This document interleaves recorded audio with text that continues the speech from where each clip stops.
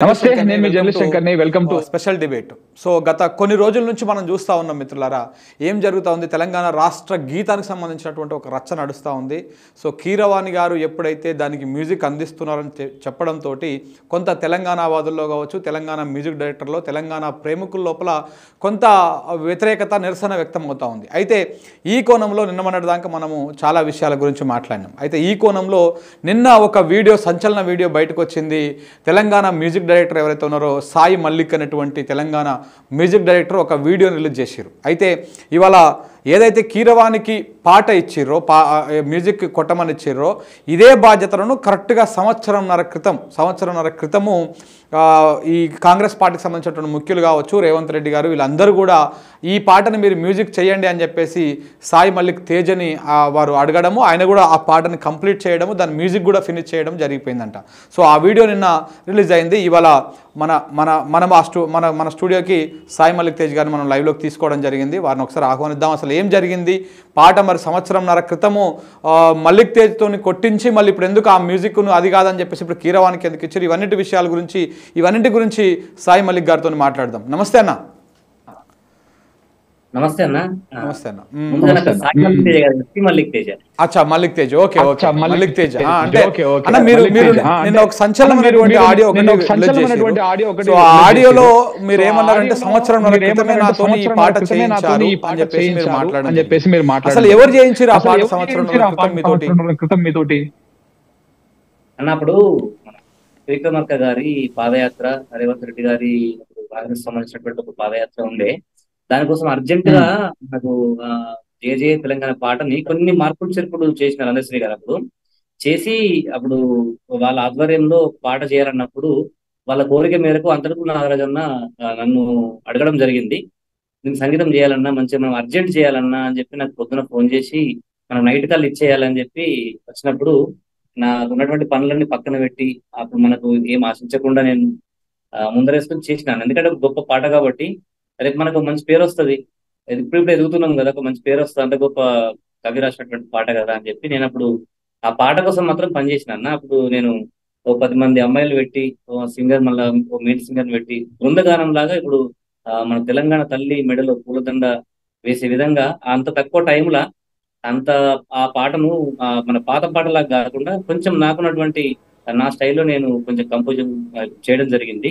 అది నేను ఆ పాట కూడా సంవత్సరంన్నర క్రితం కూడా దాన్ని చిన్న రిలీజ్ ఫంక్షన్ కూడా చేసిండ్రు కానీ అప్పుడు నాకు కొన్ని పరిమితులు ఉండడం వల్ల నేను వెళ్ళలేకపోయినాను అనమాట ఆ ఫంక్షన్ కి.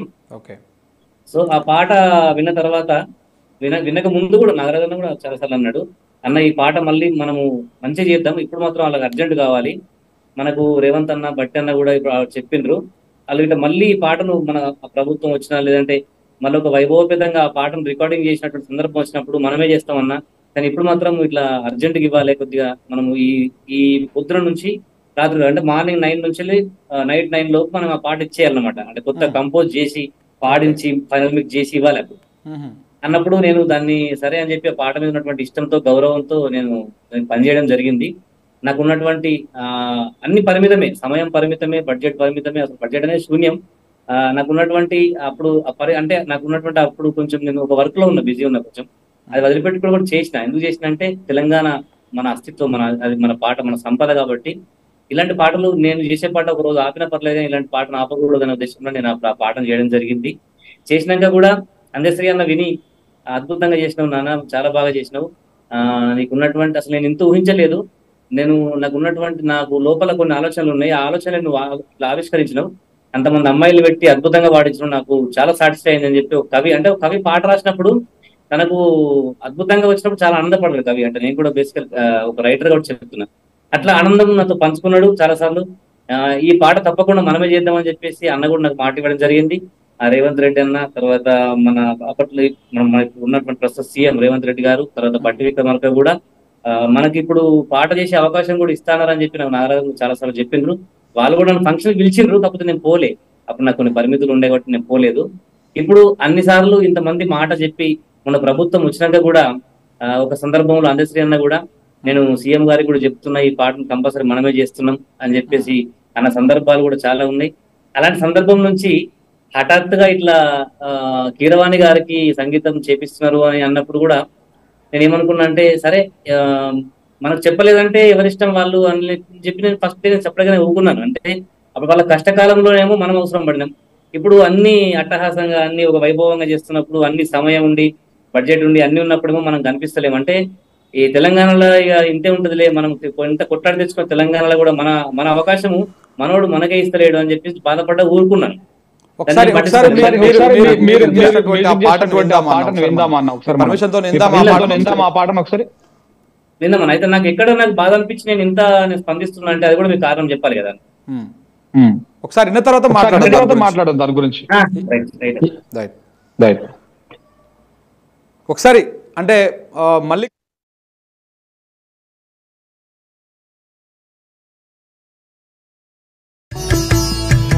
జయ జయ హే తెలంగాణ జననీ జయ కేతనం ముక్కోటి గొంతుకలు ఒక్కటైన చేతనం తరతరాల చరిత గల తల్లి నీరాజనం పదపదాన నీ పిల్లలు ప్రణమిల్లిన శుభతరుణం జై తెలంగాణ జై జై తెలంగాణ జై తెలంగాణ జై జై తెలంగాణ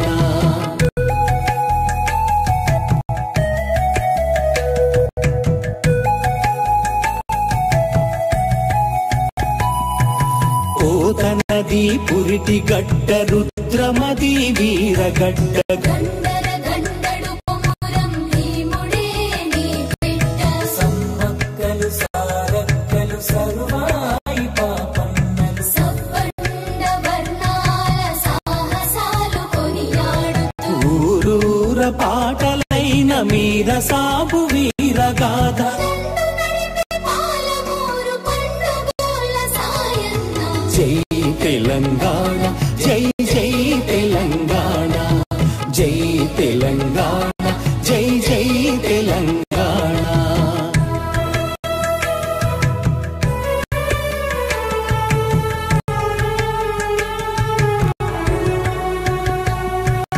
జానపద జనజీవన జావళీలు జాలువార జాతిని జాగృత పరిచే గీతాల జలజాతర వేల కొలదిగా వీరులు నేల ఒరిగిపోతేనేమి నీ త్యాగం మరువని దేశమయాగం జై తెలంగాణ జై జై తెలంగాణ జై తెలంగాణ జై జై తెలంగాణ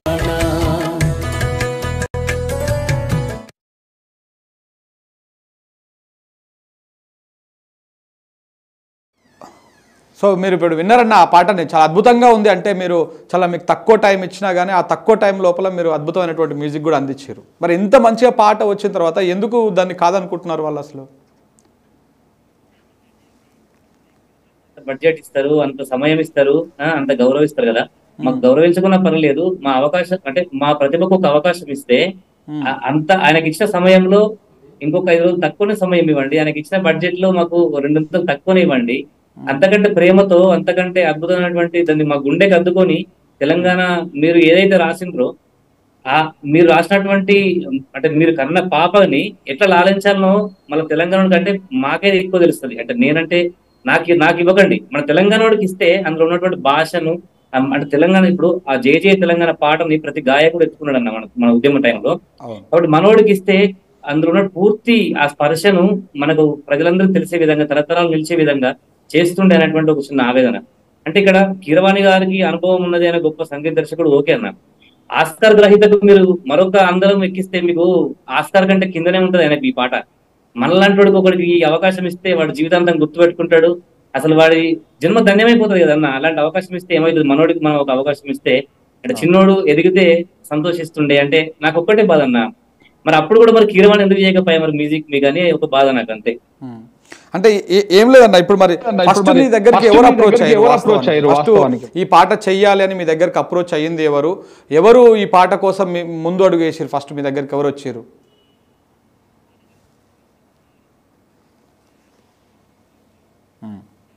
ఇట్లా అర్జెంట్ గా మనకు ఒకటి చేయాలన్నా నేను నాకు బట్టి విక్రమార్క గారు రేవంత్ రెడ్డి గారు నాకు ఇక్కడ అప్పు చెప్పిందన్న.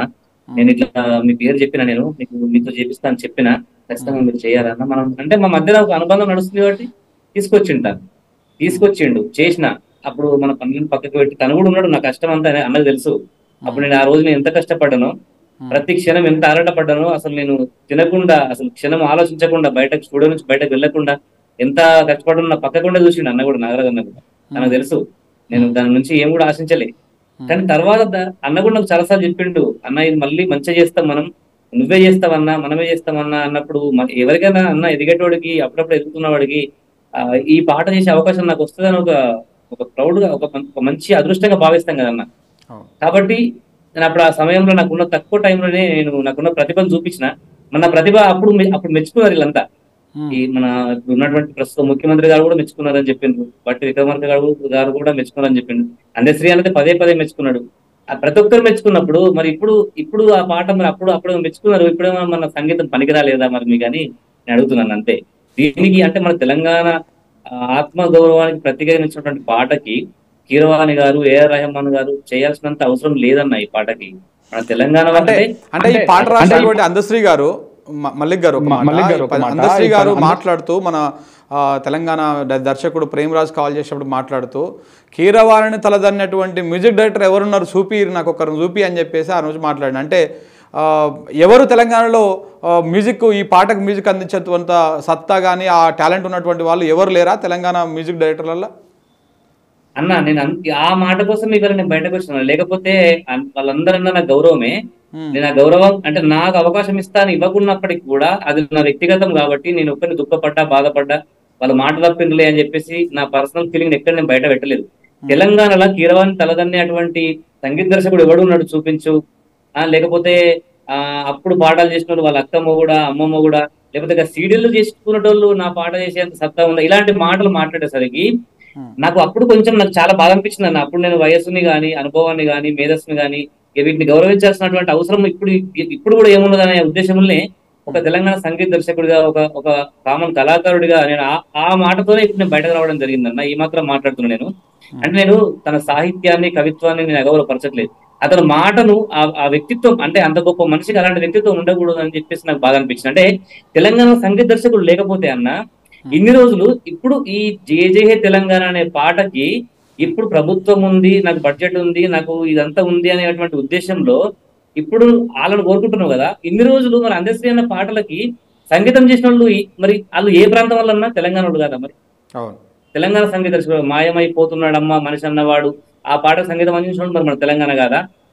చూడసక్కని తల్లి పాటకు సంగీతం అందించడం మరి ఇక్కడ వాళ్ళు కాదా? తెలుగులో ఎల్లమ్మ పాటకు అందించడం వాళ్ళు ఇక్కడ వాళ్ళు కాదా? జేజే పాట ఇంతకుముందు చేసినప్పుడు అంటే ఇవన్నీ పాటలకు ఇన్ని రోజులు ఏమో మన తెలంగాణ గల్లీ మ్యూజిక్ డైరెక్టర్లు నీకు అవసరం పడతారు. తెలంగాణలో అన్న ఒకటి కీర్తిలో కీరవాణి గారి కంటే తక్కువ ఉన్నారేమో కానీ మన కీర్తిలో తెలంగాణలో అన్న ఏంటుండ్రా తెలంగాణలో కీరవాణి కంటే తక్కువ కీర్తిలో ఉన్నారేమో కానీ ప్రతిభలో మాత్రం లేరన్న ఎవరు కూడా ఎప్పుడు కూడా.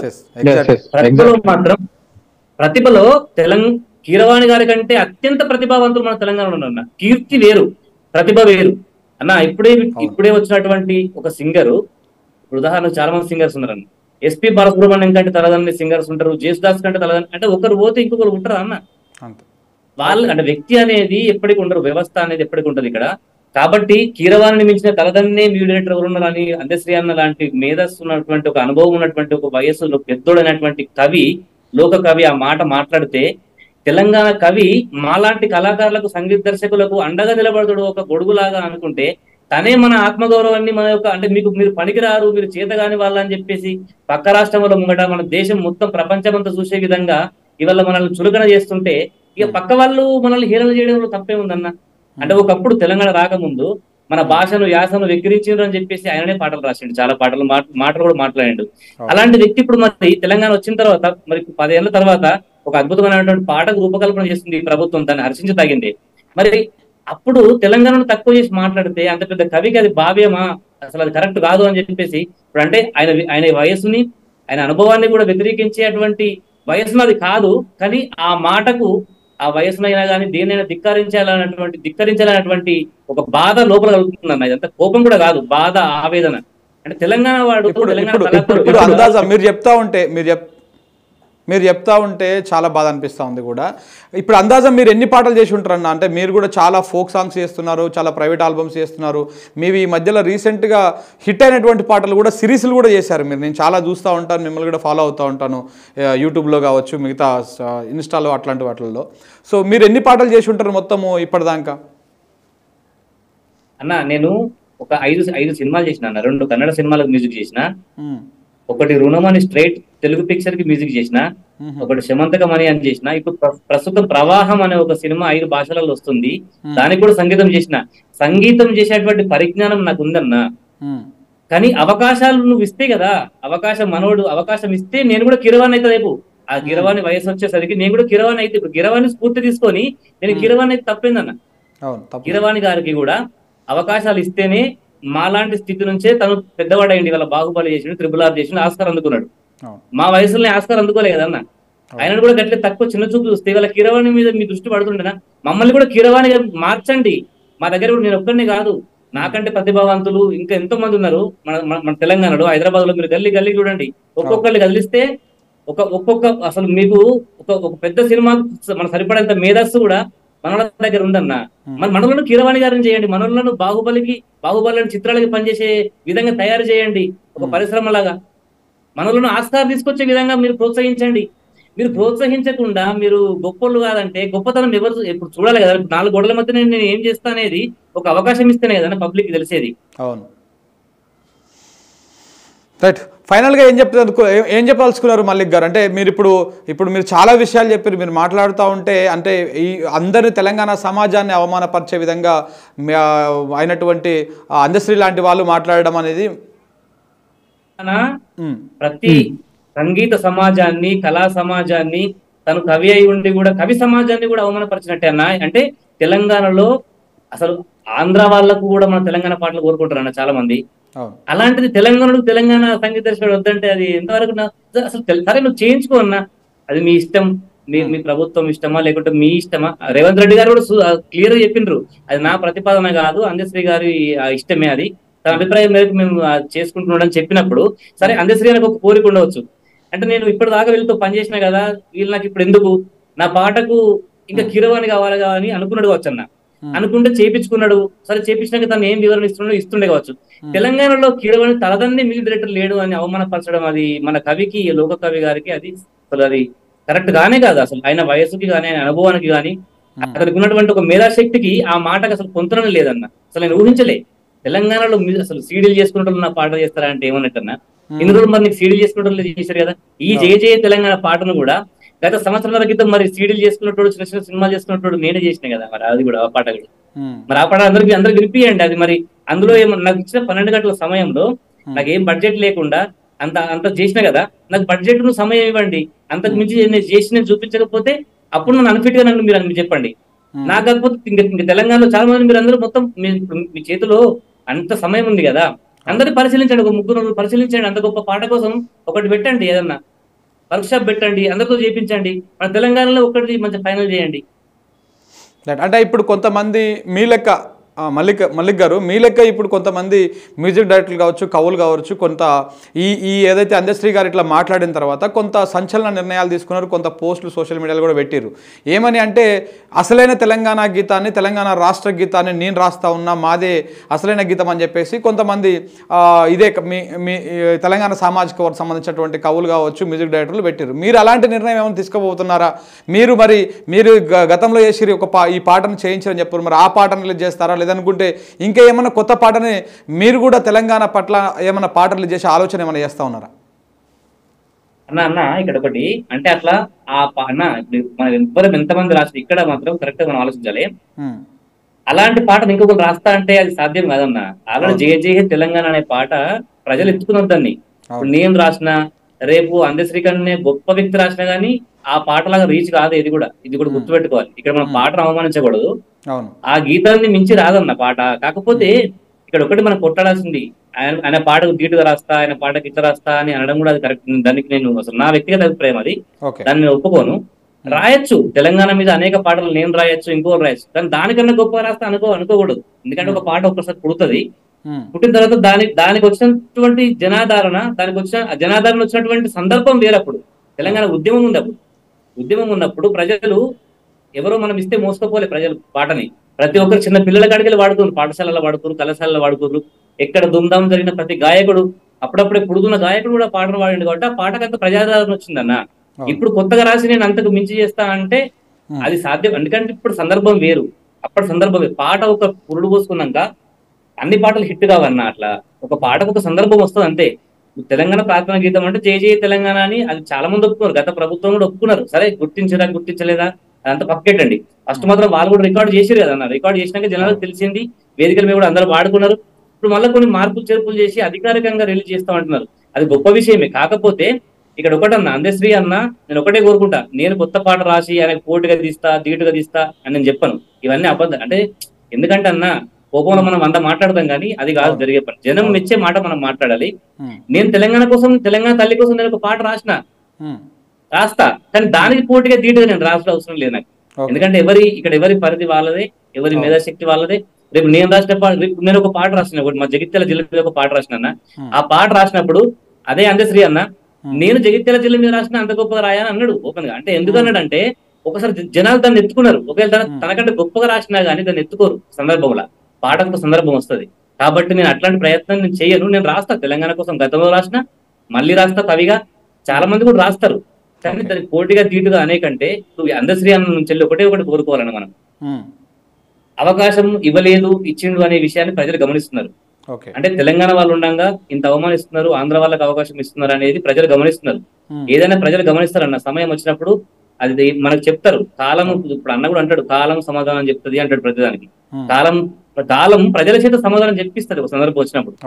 ఆ విషయం పైన కాదు కానీ తెలంగాణలో సంగీత దర్శకులు లేరు, కీరవాణి తరదనే సంగీత దర్శకులు లేరు అని అన్నాడు. రేపు తెలంగాణ నుంచి వెళ్ళి నిజంగానే అన్న కీరవాణి ఎవరైనా అన్న మనసులో అనేటోళ్ళము పుడతాం చస్తాం. మన కీర్తి ఎప్పటికి ఉంటది, మన ప్రతిభకు సంబంధించినటువంటి ఆనవాళ్ళు ఎప్పటికి ఉంటాయి. కాబట్టి ఇప్పుడు కీరవాణి పోతే మళ్ళీ కీరవాణి ఉంటాడా అన్న మనకు? మన తెలంగాణలో ఉంటాడా? మన తెలంగాణలో డాక్టర్ శ్రీనారాయణ రెడ్డి కవి పుట్టిండు, మరి ఆయన లాంటి కవి నీకు ఆంధ్రాలో లేదంటే వాళ్ళు ఊరుకుంటారా? కాబట్టి అది కాదు పాయింట్ ఇక్కడ. తెలంగాణలో ఇంకొక అంశం చిన్న అంశం లాస్ట్ గా, అంటే ఇప్పుడు చెప్తాం మీకు, తెలంగాణ సంగీత దర్శకులు లేరన్నారు కాబట్టి ఖచ్చితంగా ఆయన పెద్దవాడైనప్పటికీ కూడా తెలంగాణ సంగీత దర్శకులకి, వ్యక్తులకు కాకుండా ఆ సంగీత కళామ తల్లికి మాత్రం ఖచ్చితంగా క్షమాపణ చెప్పాలన్న ఖచ్చితంగా. ఓకే, ఇంకొకటి లాస్ట్ ఫైనల్ గా, అంటే ఏం లేదు, అంటే ఇప్పుడు బేసిక్ గా ఇప్పుడు మ్యూజిక్ డైరెక్టర్లను అవమానపరిచే విధంగా ఆయన మాట్లాడిండు, ఇదంతా ఒక పర్సెప్షన్. అయితే రేపు కీరవాణి మ్యూజిక్ చేసిన తర్వాత ఒక రాష్ట్ర గీతం, తెలంగాణ అనేది ఆత్మగౌరవం మీద వచ్చినటువంటి రాష్ట్రము, ఇక్కడ రాష్ట్ర గీతానికి కూడా ఒక ఆంధ్ర వ్యక్తి మ్యూజిక్ అందించినటువంటి ఒక వెలితి ప్రతి తెలంగాణ బిడ్డ లోపల ఉంటుంది, భవిష్యత్ తరాలకు కూడా అలా ఉంటుంది అనేటువంటి మాట కూడా వినపడతా ఉంది. దీని మీద మీరేమంటారు? ఇన్ని రోజులు అందశ్రీ అన్నను నెత్తిన పెట్టుకున్నారు, గుండెలో పెట్టుకోరన్న. ఖచ్చితంగా అందశ్రీ అన్న ఈ పాట ఖచ్చితంగా మేము చేస్తామని మొండిగా చేస్తున్నారు, చెయ్యని. చేసిన తర్వాత ప్రజల నుంచి ఖచ్చితంగా నిరసన వెల్లువెచ్చుతుంది. అతను ఎక్కడికి పోయినా కానీ అతను ఖచ్చితంగా ఇన్ని రోజులు ఉన్నటువంటి ప్రేమ మాత్రం చూపారన్న. ఖచ్చితంగా ప్రశ్నిస్తారు. ఇప్పుడు ఒక అప్పట్లా కాదన్న, ఇప్పుడు సోషల్ మీడియా వచ్చింది, ఖచ్చితంగా ప్రశ్నిస్తారు, నిలదీస్తారు కంపల్సరీ. అన్న నువ్వు ఈ పని ఎందుకు చేసినావు అన్న అంటాడు. ఇప్పుడు నాకు అన్న అంటే ప్రేమ, నాలంటోడు ఏమంటాడు, ఇప్పుడు నేనేం మాట్లాడుతున్నా కదా అన్న, నాకు బాధ అనిపించి నేను మాట్లాడుతున్నా. ఇప్పుడు మనం చేసింది కరెక్ట్ కానప్పుడు ఖచ్చితంగా ప్రశ్నిస్తారు. నువ్వు అట్లా మనోళ్ళు ఉండగా నువ్వు ఆ కీరవాణి గారికి ఎందుకు ఇచ్చినావు అన్నాడు. ఖచ్చితంగా ఆయన ప్రశ్నలు పక్కా ఎదురైతాయి, కాలం అనేది ఆన్సర్ చెప్తుంది. మొండిగా నిర్ణయాలు తీసుకుంటున్నాం అన్న కరెక్టే, దాని పర్యవసనము ఆయన ఏంటన్న, ఇప్పుడు అంత గొప్ప పాట రాసినప్పుడు దాని కీర్తిని అట్లనే ఉంచి, తన కీర్తిని కూడా అట్లనే ఉంచుకొని, తన గౌరవాన్ని అట్లనే కాపాడుకునేది ఉండేది. ఎందుకంటే ఒక్కసారిగా ఈ ఒక్క నిర్ణయంతో ఇన్ని సంవత్సరాలు ఆయన కాపాడుకున్నటువంటి ఒక గౌరవం, ఒక పేరును ఇట్లా ప్రజల దగ్గర, అంటే అన్న నేను కూడా పల్లెటూరులో పుట్టినాడు కాబట్టి చాలా మంది బయట కూడా అంటున్నారు అన్న అందశ్రీకి ఏంటి మధ్య తప్పిందా, కాళ్ళు తప్పిందా, గిట్లెందుకు చేసిండు, ఆయననే తెలంగాణ అస్తిత్వం కోసం కొట్లాడిండు కదా, తెలంగాణ అది ఇది అని ఇట్లా బాగా మాట్లాడిండు, తెలంగాణ కోసం ఎన్నో మాటలు మాట్లాడిండు. అన్ని మన అణచివేత పని ఇంత తిరుగుబాటు చేసి ఆయననే ఇప్పుడు మళ్ళీ సేమ్ మళ్ళీ అట్లా చేస్తే ఇప్పుడు ఇది ప్రశ్నకి ఏం అర్థం ఉందని చాలా మంది అడుగుతున్నారు ఇప్పుడు నన్ను కూడా. ఓకే, థ్యాంక్ యూ అన్న, థ్యాంక్ యూ. మీరు లైవ్లోకి వచ్చి మీ అభిప్రాయం చెప్పాను, థ్యాంక్ యూ. తప్పకుండా మీకు కూడా న్యాయం జరగాలని కోరుకుంటున్నా. అలాగే తెలంగాణ సమాజానికి, తెలంగాణ కళాకారుల లోకానికి, వీళ్ళందరికీ కళామ్మ తల్లికి కూడా అందశ్రీ గారు పెద్ద మనసు చేసుకొని మరి ఆయన ఒక మాట చెప్తారా, లేకపోతే ఇదే విధంగా ఇది కొనసాగుతుందా కాంట్రవర్సీ అనేది చూద్దాం. Thank you very much Mallik గారు, మీరు అభిప్రాయం చెప్పినందుకు థ్యాంక్ యూ వెరీ మచ్.